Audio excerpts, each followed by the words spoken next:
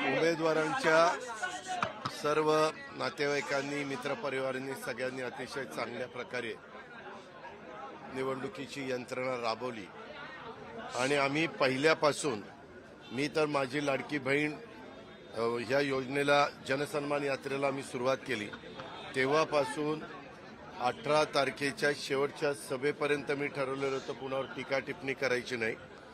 आपण आपला कार्यक्रम सांगायचा. कुणी वाचाळवीरांनी वेगळे स्टेटमेंट केलेलं असेल तर तेवढ्यापुरतं त्या स्टेटमेंटच्या बद्दल आपलं मत काय ते सांगायचं आणि उद्याच्या काळामध्ये आमचं सरकार आल्यावर पुन्हा आमचं उद्याचं व्हिजन काय राहणार आहे ते सांगायचं आणि ह्याच पद्धतीनं आम्ही शेवटपर्यंत प्रचाराची यंत्रणा राबवली. मी अनेक मतदारसंघामध्ये जाण्याचा प्रयत्न केला. काही ठिकाणी मला जाता आलं नाही दुर्दैवानी. त्यावेळेस त्यांनी माझी व्हिडिओ क्लिप काढून घेतली 10 मिनिटाची 12 मिनिटाची आणि मग ती आम्ही पाठवली. अशा पद्धतीनं मॅक्झिमम मतदारसंघामध्ये पोहोचण्याचा प्रयत्न एकनाथरावजींनी केला, देवेंद्रजींनी केला, मी केला, प्राईम मिनिस्टरनी केला, अमित भाईंनी केला, इतर दिग्गज नेत्यांनी केला आणि या पद्धतीनं आम्ही प्रचाराची यंत्रणा राबवली आणि त्याला चांगल्या प्रकारचं यश आलेलं आपण सगळे बघतोय. वास्तविक बऱ्याच वर्षांनी महाराष्ट्रामध्ये एवढं थम्पिंग मेजॉरिटी आलेलं चित्र आपल्याला पाहायला मिळालं नाही. पत्रकार मित्रांनो, मला आश्चर्य वाटतं की ह्यावेळेस 29 पर्यंत आकडा कुणाचा न गेल्यामुळं विरोधी पक्ष नेत्याची जागा पण भरली जाणार नाही, कारण मिनिमम 29 जागा त्या पक्षाच्या लागतात.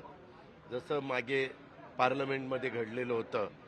मला वाटतं 54 जागा असल्याशिवाय तुम्हाला विरोधी पक्ष नेत्याचं पद त्या ठिकाणी मिळत नाही. अर्थात तो विषय इथला नाही आहे, तो विधानसभेतला विधान परिषदेमधला विषय, तो तिथल्या तिथं आम्ही त्या ठिकाणी घेऊ.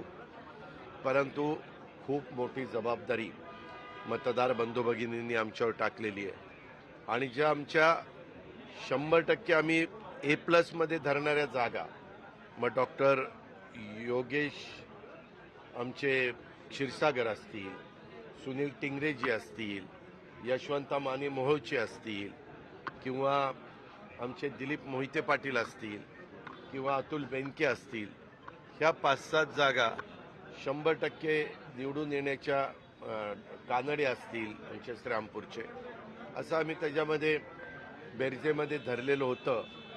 देवेंद्र भुयार असतील, परंतु त्या जागा दुर्दैवाने आमच्या काही आल्या नाही. परंतु बाकीच्या जागा आमच्या आल्या.